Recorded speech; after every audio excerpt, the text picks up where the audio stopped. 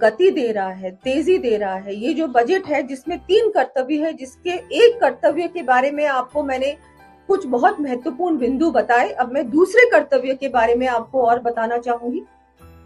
कर्तव्य 2, आम नागरिकों की उम्मीदों को पूरा करना। माननीय प्रधानमंत्री जी के नेतृत्व में केंद्र सरकार लगातार आम नागरिकों के जीवन को बेहतर बनाने के लिए कार्य कर रही है, जिसमें स्वास्थ्य, शिक्षा, खेल, पर्यटन आदि सुविधाओं को विकसित किया जा रहा है, जिसके तहत इस बजट में 1 lakh allied health professional, 1.5 lakh care givers को प्रशिक्षण और 5 मेडिकल हब बनाने, कैंसर की 17 आवश्यक दवाइयों को में कस्टम ड्यूटी में छूट की घोषणा कर सरकार ने आमजन को अच्छी मेडिकल सुविधा उपलब्ध कराने की ओर कदम बढ़ाया। शिक्षा के क्षेत्र में युवाओं को अच्छी सुविधाएं देने हेतु 5 यूनिवर्सिटी टाउनशिप्स तथा हर जिले में बालिका छात्रावास के निर्माण की घोषणा एक ऐतिहासिक कदम है।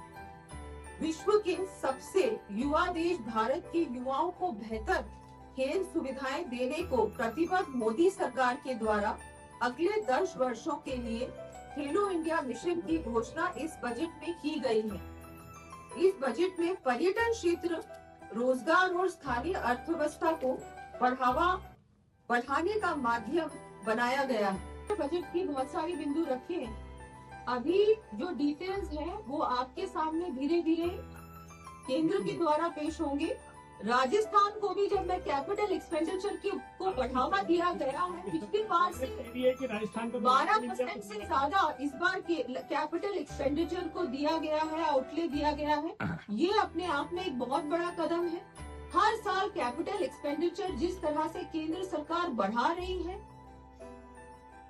हम सबको गर्व होना चाहिए कि हमारा देश सबसे तेजी से आर्थिक दिशा में सबसे तेजी से बढ़ता हुआ देश है।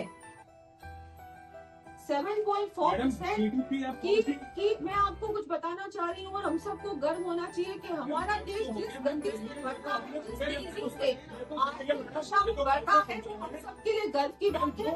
आज मैंने प्रेस की बहुत सारे बिंदु आपके सामने रखे।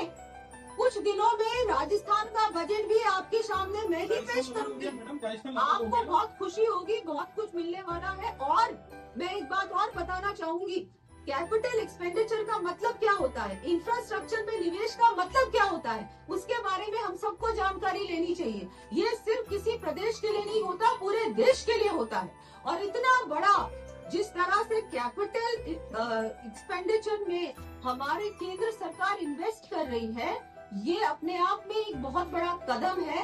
इससे पहले मोदी सरकार से पहले जो सरकारें थी वो इस पे बिल्कुल ध्यान नहीं देती थी। हमारी जो सड़कें बन रही हैं, हाईवेज बन रहे हैं, रेलवे नेटवर्क बन रहा है, कनेक्टिविटी बढ़ रही है, ये अपने आप में एक बहुत बड़ा एक जिस तरह से ढांचा बन रहा है विकसित भारत का, उसमें ही ये एक कदम है। राजस्थान को भी बहुत कुछ मिलने वाला है, चिंता आप न करें। डबल इंजन की सरकार राजस्थान में स्थापित हो चुकी है।